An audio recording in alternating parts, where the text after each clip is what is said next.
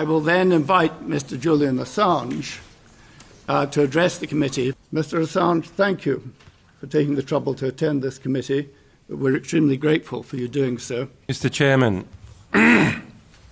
esteemed members of the Parliamentary Assembly of the Council of Europe, ladies and gentlemen.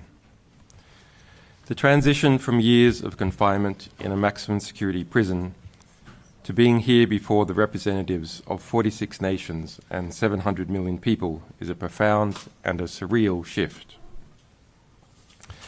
The experience of isolation for years in a small cell is difficult to convey. It strips away one's sense of self, leaving only the raw essence of existence. I am yet not fully equipped to speak about what I have endured,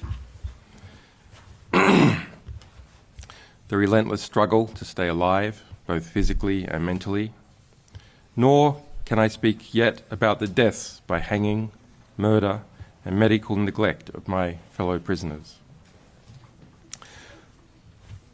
I apologize in advance if my words falter or if my presentation lacks the polish you might expect from such a distinguished forum. Isolation has taken its toll, which I am trying to unwind, and expressing myself in this setting is a challenge. However, the gravity of this occasion and the weight of the issues at hand compel me to set aside my reservations and speak to you directly.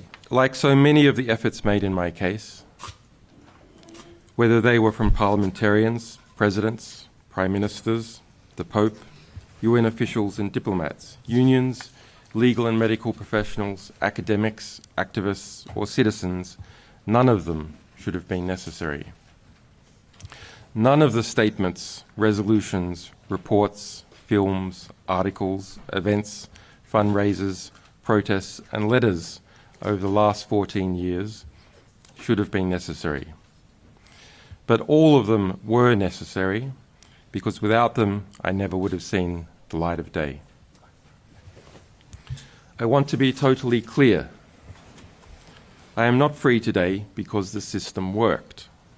I am free today after years of incarceration because I pled guilty to journalism. I pled guilty to seeking information from a source. I pled guilty to obtaining information from a source. And I pled guilty to informing the public what that information was. I did not plead guilty to anything else. The practical political vision I was left with after being immersed in the world's dirty wars and secret operations is simple. Let us stop gagging, torturing, and killing each other for a change. Get these fundamentals right, and other political, economic, and scientific processes will have space to take care of the rest. The US government concurrently launched an investigation against me and my colleagues. The US government illicitly sent planes of agents to Iceland, paid bribes to an informer to steal our legal and journalistic work product, and without formal process, pressured banks and financial services to block our subscriptions and to freeze our accounts. The UK government took part in some of this retribution. It admitted at the European Court of Human Rights that it had unlawfully spied on my UK lawyers during this time. It is now a matter of public record that under Pompeo's explicit direction, the CIA drew up plans to kidnap and to assassinate me within the Ecuadorian embassy in London, and authorized going after my European colleagues, subjecting us to theft, hacking attacks, and the planting of false information. My wife and my infant son were also targeted. A CIA asset was permanently assigned to track my wife, and instructions were given to obtain DNA from my 6-month-old son's nappy. The CIA's targeting of myself, my family, and my associates through aggressive extrajudicial and extraterritorial means provides a rare insight into how powerful intelligence organizations engage in transnational repression. only US citizens have free speech rights.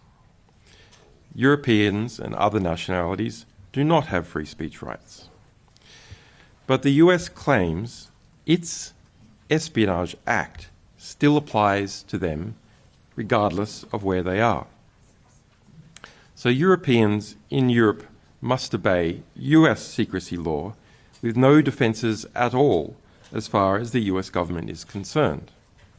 An American in Paris can talk about what the US government is up to, perhaps.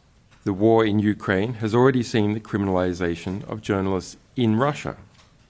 But based on the precedent set in my extradition, there is nothing to stop Russia, or indeed any other state, from targeting European journalists, publishers, or even social media users by claiming that their domestic secrecy laws have been violated.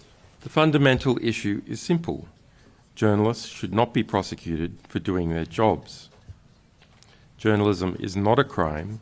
It is a pillar of a free and informed society.